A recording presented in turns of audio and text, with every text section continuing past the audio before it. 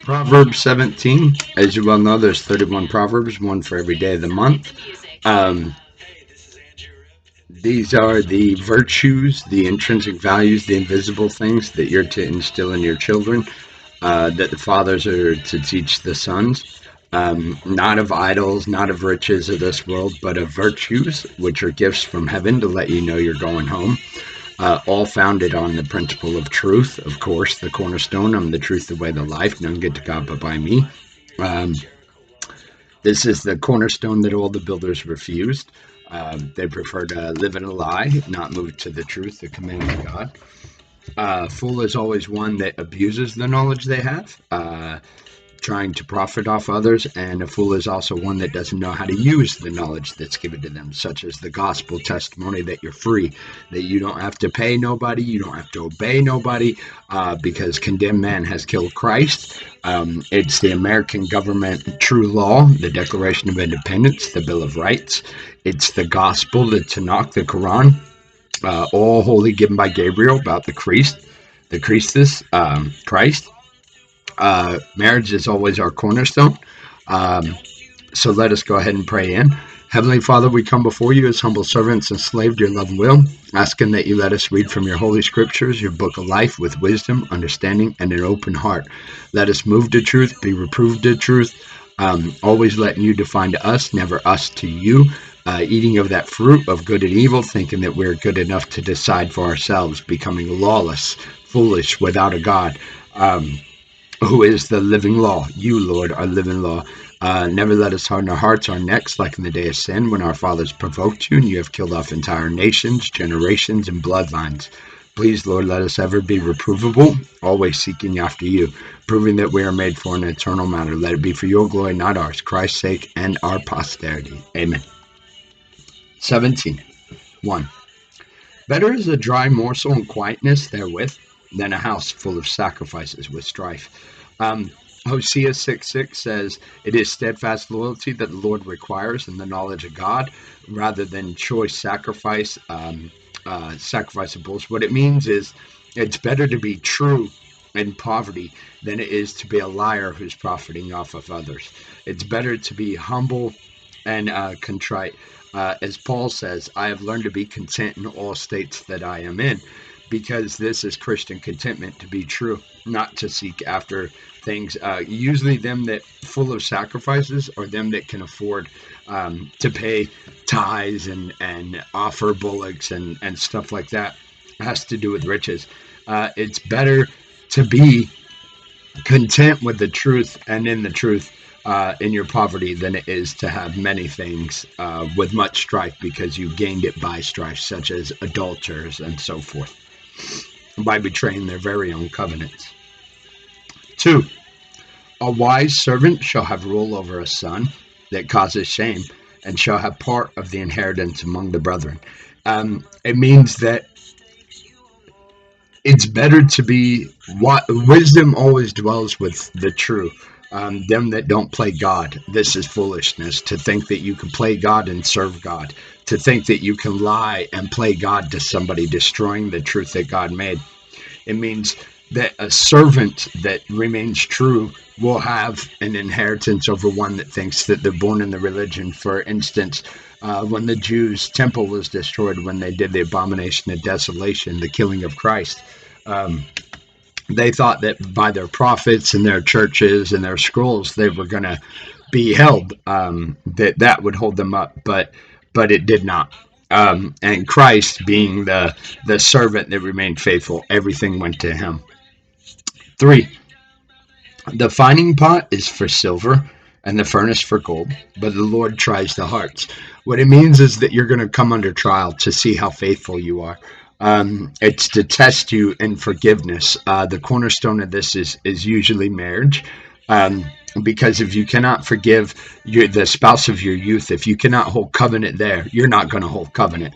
This is the parent to your kid, and how you love the parent is how you love the kid. I don't care what they tell you, how they say, no, no, this, that. No, the Bible is not a lie. They are a lie. They are covenant breakers who could not even hold to their covenant. The Bible is not a lie. If you love the Father, you love the Son. If you hate the Father, however you treat the Father is exactly how you'll treat the Son. It's not up for debate. This is not an opinion. I don't care about bitch opinions. I don't care what you think you know. What I care about is the blood trail, the proven that have laid down their life, proving their fidelity. They are true. Those that jump ship and try to break the covenants in which they're in, they are already proven covenant breakers that will bring in the outside, bring in outsiders to destroy that which they once shared in equality.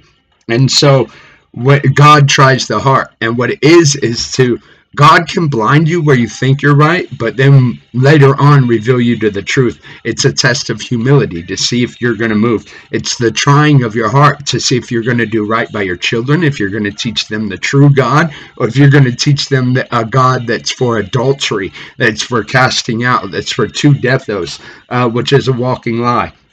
It's to try your heart to see if you're full of pride or if you'll move to the truth. Um, it's saying that this whole life, your heart's going to be tried, like David says, remove the dross from my heart, purify me for your work. And so what he's saying is bring it upon me, Lord, and find that which is iniquity in me and remove it, because we all find iniquity. And the point is to be true to God about it and let him remove it and establish us so that we have a heart that's after God, so that he makes a new heart within us. um, as he says to Jeremiah, um, my people, there shall come a day where my people need not teach one another, but they shall all know me, and I shall write my law upon their heart, which is to have loyalty, duty, respect, self-service, honor, integrity, personal courage, sacrifice, fidelity through all things. This is what the Lord looks for, like he says in Hosea 6:6. Steadfast loyalty and the knowledge of God is what I require. This is this is through all things, like Christ was to us. As Paul says, Christ is the head of the church, like a man is the head of the family.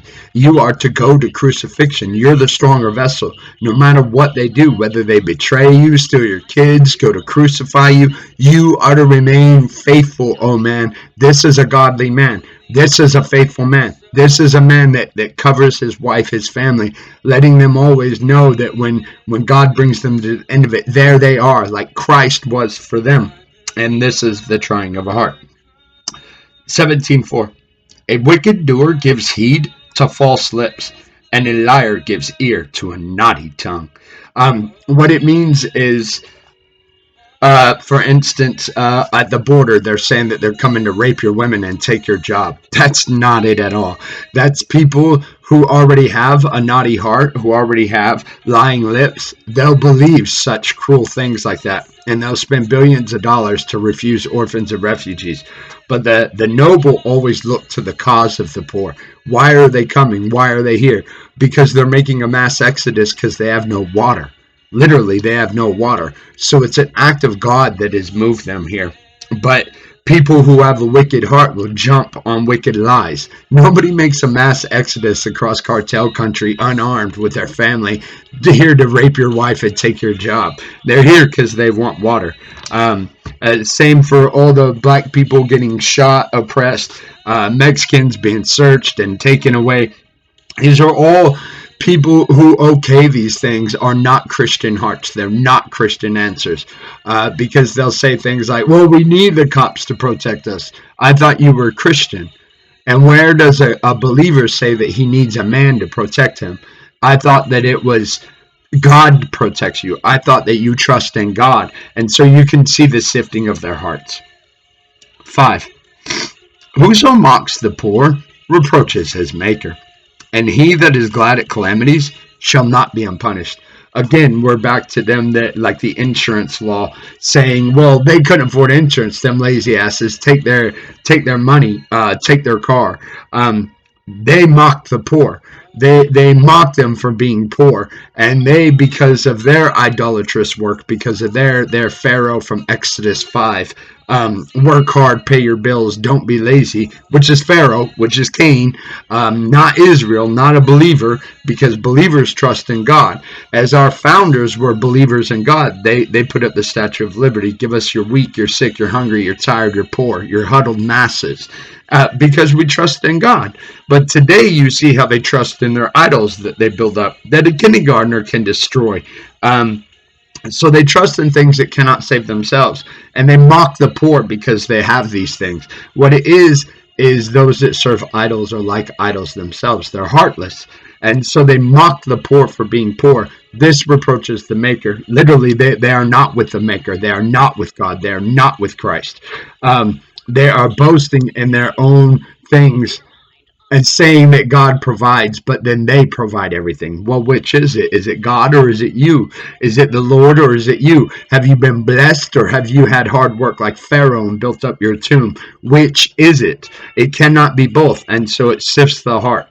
Um, and those that are glad at calamities, for instance, the shooting of black people or whatever it be of the poor, the arresting of them, the throwing in jail of people for free speech, i.e., me, and other things. They laugh at these things. They find humor in these things because their hearts are wicked, because they're not set on good things. They will not go unpunished. The Lord sees all things.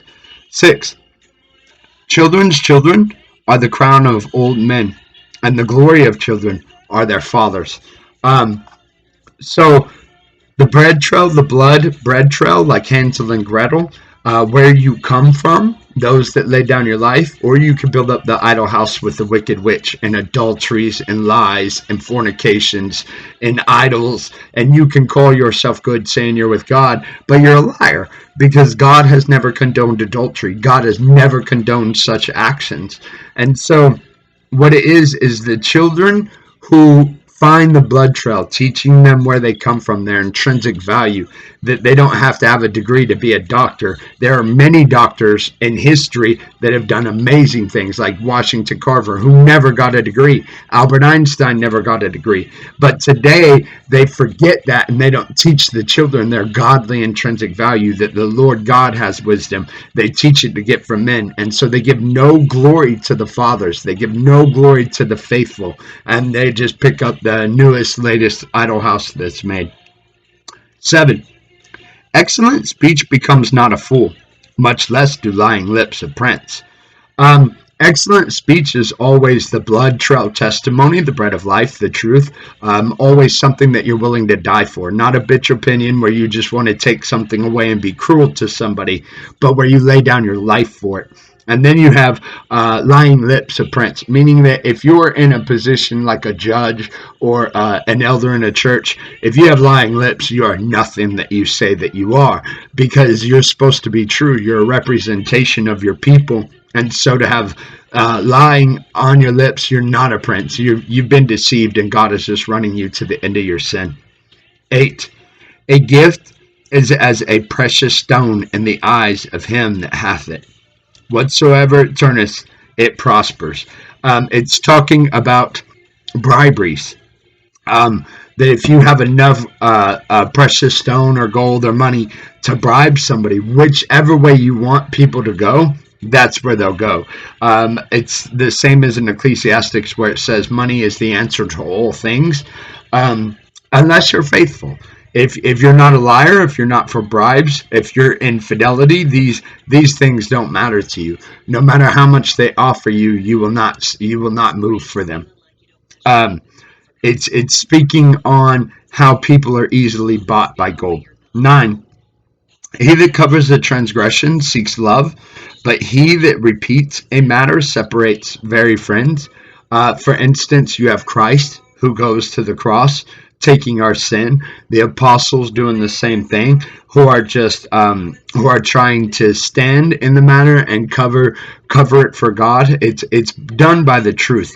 It's the same way for a husband and a wife. No matter what happens, the husband's to remain faithful, like a covering, like Christ is for us. that you're always to be there, merciful, faithful, and standing true, ready to accept them back in. This is one that seeks love. This is one that covers transgressions, like Abraham was to Sarah, and Sarah was to Abraham. Like Hosea was to his wife. He had to go get her several times. This is the point of what he's talking about. That if you love someone, it doesn't matter what transgression they do. You're a covering for them. You forgive them. If your spouse forgives you, what does it matter what the world thinks? They're always going to have a bitch opinion. And the world crucified Christ, the apostles, the saints, hardworking, bill-paying people called out for Christ to be crucified rather than Barabbas, because he sought no idols, because he didn't seek to please them. But you see that he stood fast for them that would come to the truth as a covering. So trying to cover them in love. 10. A reproof enters more into a wise man than 100 stripes into a fool. A wise man will always move to the truth. He'll always take correction. He won't let himself stay in a lie. And so all you have to do is teach him, tell him that he's wrong, and he'll move to the truth as long as it's true. But a fool will just continue in his greedy way, like adultery. How can you be with God, the most faithful Christian, Christ in the world, who casted nobody out, and say that you're with him when you cast out your own spouse, and then teach your children that you're with the truth? It doesn't matter how you answer them. They're going to be spoiled, hard-hearted, stiff-necked, and they're going to do what they want. It doesn't matter if you beat them. If you show them that the end thereof is death, they're going to continue in their way because they're spoiled, hard-hearted. But a person of wisdom will always move to the truth. They will accept the correction from God and trust in God. They won't pick it up themselves. 11. An evil man seeks only rebellion. Therefore, a cruel messenger shall be sent against him. Rebellion is always witchcraft, idle rule, such as divorce decrees, doctor decrees, telling you that you're not free because they made an idol. This is evil. This is always one that will trust in titles and majority, money, power, anything that is of man-made in any way that tries to overrule that which is God-made. This is evil and rebellion to God, such as Saul's rebellion, bringing up the dead, such as mentioned in the New Testament, the apotheke, the doctors thinking they can rule over. This is rebellion to God, because they go to a man who will die like a man, get sick like a man, and they themselves the same way. But while they live with their idol, they say they get to rule over another man. This is evil. This is rebellion to God, because both die, and none of them beat sin, death, or sickness, but they made an idol show of it, like the wicked witch in the house. And they tried to erase the blood trail, blood trail, intrinsic value of that which everybody has laid down, saying that you're free, you're born equal, such as the American law, the Declaration of Independence, the Bill of Rights. Either you're free, equal, or you're not. And they're trying to say that by their idols, their university, and their money, that we're not equal, that they get to decide for you. And your children, and they'll shoot, kill, and destroy them, throw them in prison if they disobey. Wow, what sophistication and brilliance have they grown into? What an evil goddamn idol they've made. You see the rebellion? They pretend to be sophisticated, but answer with barbaric, primitive, caveman responses, such as prisons, beatings, shootings, killings, destruction of family. 12. Let a bear robbed of her whelps. It's an idle show. It's the idle wicked witch in the candy house. It looks good, but they're only consuming and killing the children, and all the intrinsic value of where they come from. 12. Let a bear robbed of her whelps meet a man rather than a fool and his folly. It's saying that when people realize that they're trying to steal their kids, it's over. It's going to be a witch hunting party, as it always has been. When what it is it's a soft spell done on the nation, a test and a trial, that's done on every nation. And then when the people wake up, it's not good. Hopefully we repent before then. That's what I'm praying for. Jubilee, baby. 13. Whoso rewards evil for good Evil shall not depart from his house.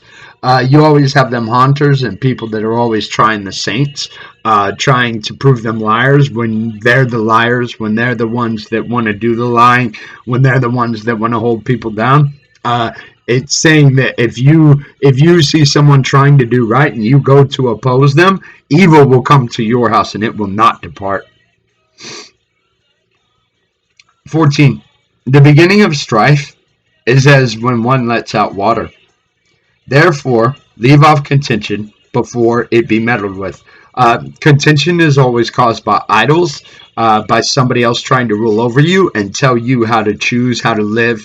And you know it's contention because if you disobey or disagree with them, they throw you in prison. They'll shoot and kill you. What it says is just stop that shit. Let people be free. Let them have their free choice. In American government, we do it by face-to-face, flesh and blood accuser. Literally, our legal law all through the nation is the Bill of Rights. That's the bound of the Union. And it says you get to face your flesh and blood accuser, not an idol that they made up, not a piece of paper, but you get to face your flesh and blood accuser before 12 people. This is how we leave off the contention. But you can see where they've casted spells or God has blinded us to try us to see if we'll still choose to do right to our children or if we'll let them be an idol sacrifice where idols get to rule over them, which another man made. 15. He that justifies the wicked and he that condemns the just, even they both are an abomination to the Lord. The wicked is witchcraft to the kids. Like I said, doctor, idol degrees, rules, anything without a flesh and blood accuser, a crime, without damaged property or a hurt person. Why should you ever affect their life? You shouldn't. Anyone that would judge you for a drug you do, as Christ says, are the defiled evil ones in a scheme to kill you and your family. Mark 7:14 through 23. They're only pretending to be good and they're not. Their answers are always wicked. Witchcraft to the kids. They're always trying to bow you down to an idol. They're always trying to destroy your family. Them that justify the wicked, trying to say, yeah, that drug law is good. You should kick in their door and take their family apart. That's not good. It's an abomination to the Lord. And he that condemns the just, meaning one just being free, one just going about their life, but you coming at them with your idol rule, with your decree from another man to rule over a man, and you're all going to die like men, and you think that why that man lives, him and his family should obey your opinion, but you won't lay down your life to die for them, but you'll destroy their family. This is where they condemn the just. Even they both are an abomination to the Lord. 16. Wherefore is there a price in the hand of a fool to get wisdom, seeing he has no heart to it? Meaning that if they don't trust in God, if they don't obey the commands of God, if they're not in truth, what does it matter how much wisdom they get? They have no heart for it, so wisdom won't dwell with them. They've been fooled. For instance, Nazi doctors that think they're smart. Like in America today, in the heartland in Oklahoma, they do electroforce shock therapy against people with no crime, no victim, no accuser, without a jury of 12 saying that they can do it. They have risen in their pride to just do evil all the day long. They have no wisdom. They think that they're God and they're not bowing down to God. They're not serving that. But they won't lay down their life for all the evil they do. They force drug you with whatever drug they want to take your mind. And they can do this in a backdoor courtroom. You don't even get to bring a witness. They get to play your God. And since they have no wisdom for God, God will not give them any wisdom to themselves. They have no heart for it, no matter how much they go to, no matter how much money they have. Where there is a price in the hand of a fool to get wisdom, seeing he has no heart to it. Meaning he can have all the money in the world to get an education, but he's still a fool because he's not serving God in truth. He's not respecting God's life and free choice and free thought and free speech. He's trying to dictate what it should be. Well, he'll die like a mortal man, but while he lives, because of his rich degree and education, he thinks that you should serve him and obey him just because you're poor and you don't have their university degree, which is evil, witchcraft. It's a fool, and wisdom does not dwell with him. 17.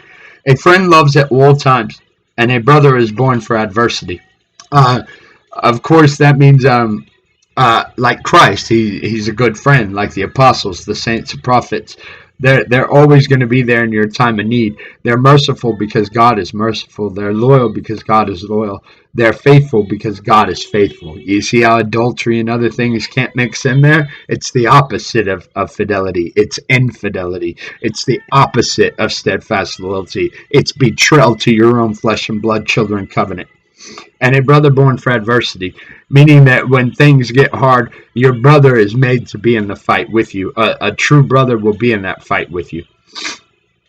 Um, they're rare nowadays. 18. A man void of understanding strikes hands. A man void of understanding strikes hands and becomes surety in the presence of his friends. It means he trusts in man.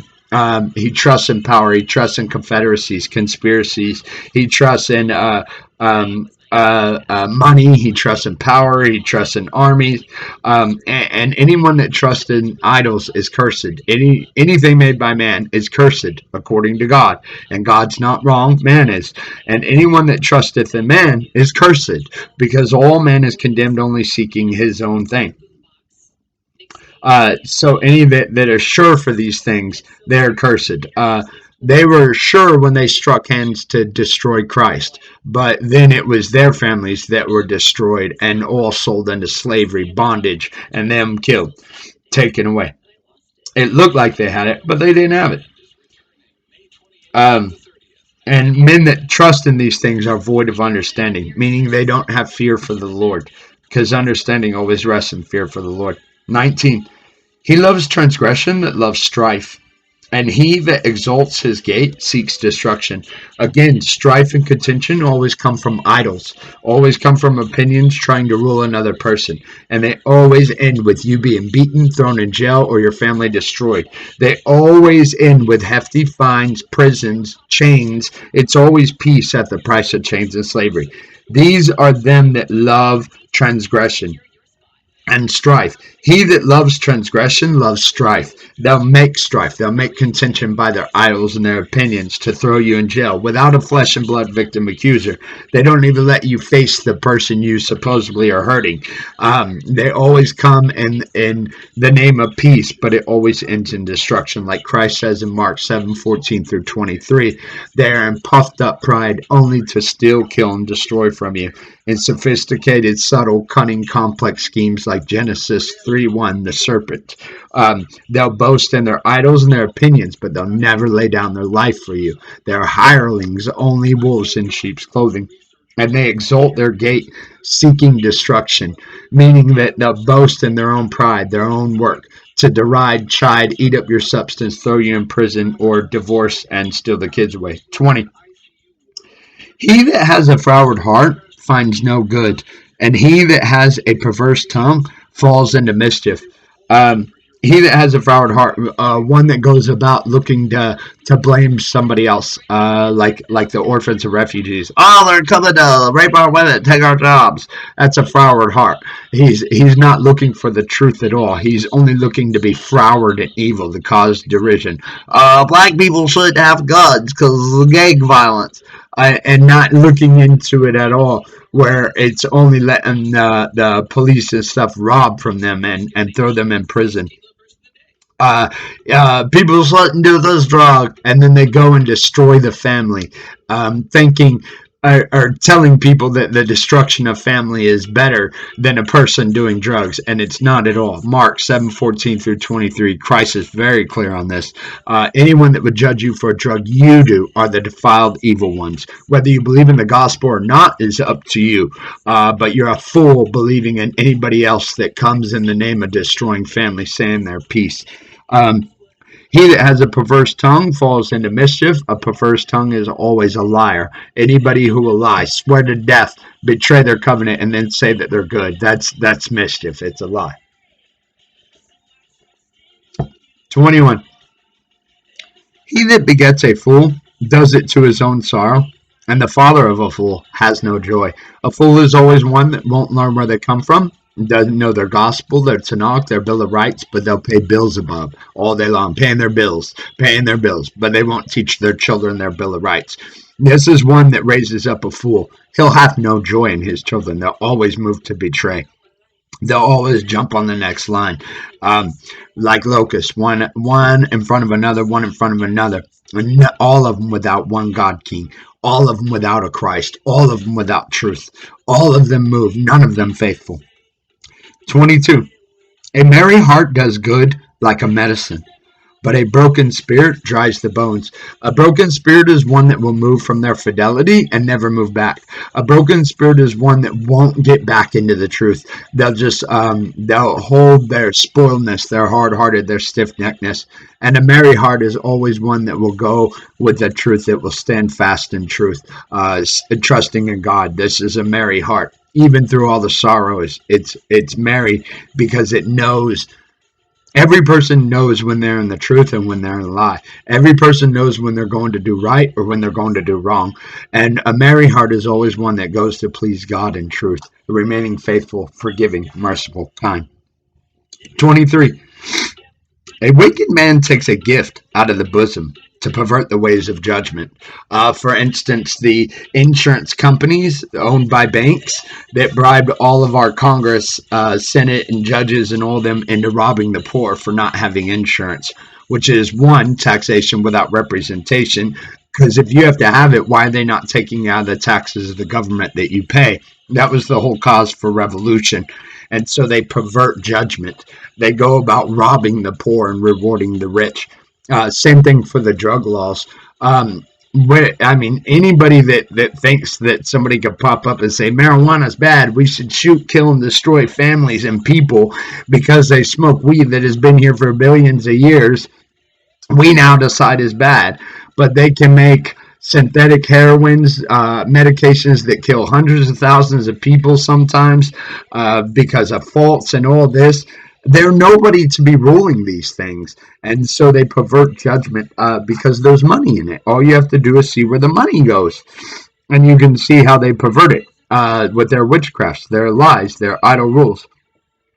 Christ is right. Mark 7:14-23. They are the defiled evil ones in a satanic ploy just to eat up your substance and rule over you and your family. To bow you down to their idle rule. 24. Wisdom is before him that has understanding. Fear of the Lord is always understanding. Wisdom is with him because he only fears the Lord. He only serves God in truth. Anyone that has understanding that fears God is always true. Wisdom is before him that has understanding. But the eyes of a fool are in the ends of the earth. Like all your preachers today that are preaching about end of the world, while all this treason's going on, while all this blasphemy is going on, and none of them are giving you the gospel to let you and your family be free. They speak of Revelation and end of the world, but here's the thing. Every person faces the end of the world. Every person will die. And what they're trying to do is get you to look on the outside and not on the inside, not at your own family, not at your own life. They're always trying to get you to look at others. And so they try to focus the fool's eyes at the end of the earth. 20, when it's your end of life coming up today, tomorrow, any second, 10 years from now, you get the point. Um, uh, um, Wisdom and the fear of the Lord, you should be living every life as though you're ready to give an account, not looking to the end of the world, but looking to your life right now as though you're ready to give that answer. That's understanding. That's fear of the Lord. Wisdom dwells with them because they're true. They're ready to give an account to God for these things. 25.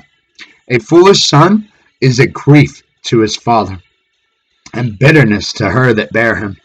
A foolish son, again, is one that doesn't learn the bread trail, the blood bread trail, them that lay down their life. They'll pay bills, but won't learn their Bill of Rights. They'll speak on God and say they're Christian, but they'll have no fidelity, no loyalty, no suffering, no truth, nothing of intrinsic value of the virtues of Christ, which is power, which is virtue, which are invisible intrinsic things. 26. Also to punish the just is not good, nor to strike princes for equity. Um, On the equity, I'm not sure. Hold on. Um, at first, I thought that it was to tell the princes that they should pay, but it's the nobles to strike them, those that will lay down their life. These are the princes. These are the nobles. They always give a good response, never a cruel one. They don't answer with prisons, with guns, to try to make money for them that are bribing them. But they literally lay down their life. Like Christ would be a noble, the noble, the apostles would be nobles. So to strike them saying, well, something must be done, they lay down their life, they've given everything. So to strike them for anything is just foolish because they'll give their whole life. They're not hirelings, they're good shepherds. And to punish the just is not good. For instance, adultery, where they bring in outsiders to supervise custody. This is insanity. This is punishing the just. They raised up that kid; it's healthy, and then they bring in an outsider to supervise them. For whatever cause, it's ignorant because the kid in its health alone justifies their justness in raising the kid. It's just people being cruel, trying to humiliate the other parent. 27. He that has knowledge spares his words, and a man of understanding is of an excellent spirit. He that has knowledge spares his words. What it means is not that he speaks little, but he speaks true.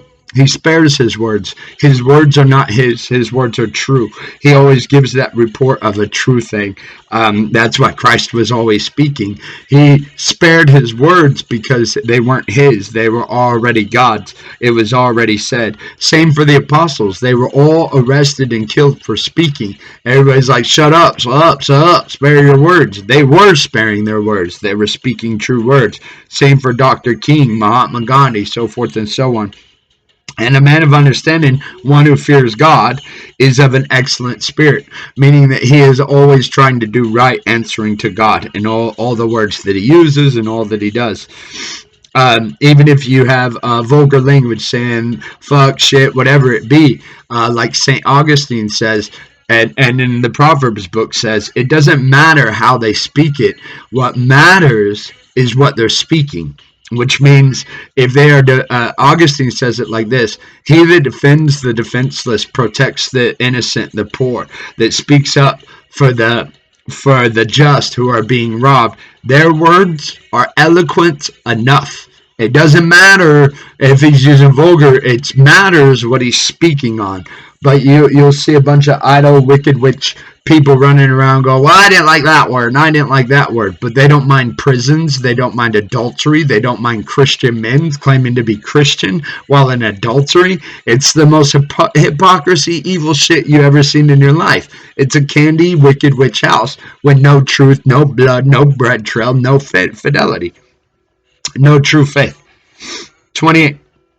Even a fool, when he holds his peace, is counted wise, and he that shuts his lips is esteemed as a man of understanding. This one I like a lot because he's still a fool. Uh, and people do this all the time. You're still a fool. Even when you shut your mouth and you don't speak, you're counted wise. No, you're not by God. You're counted wise by other fools. You're counted wise by yourself, but you're still a fool. You knew the evil shit that was going on. It's like in the Christian church today where they allow adultery and they're teaching the children that this is Christianity. While it's those that aren't speaking are still fools. They're not wise. And he that shuts his lips is esteemed a man of understanding that fears God, but he's not one that fears God, because if he did fear God, he would speak the truth and would not fear men, but would fear God and give the good report of truth. That's about it. God bless you, your families. Remain faithful. Endure. This is Christianity. Pick up your cross and follow Christ all the way.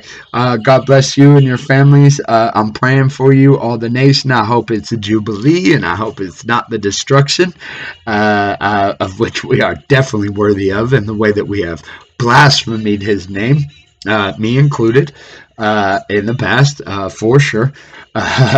Probably worse than all of you. God bless you all. Remain faithful. Whatever has come upon you is nothing but a trial. Do not think it a strange thing. This has been the way of man since the beginning.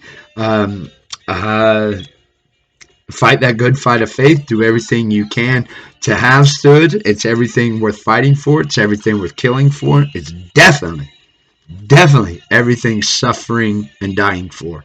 That you may save some. God bless you, your families, and all the world.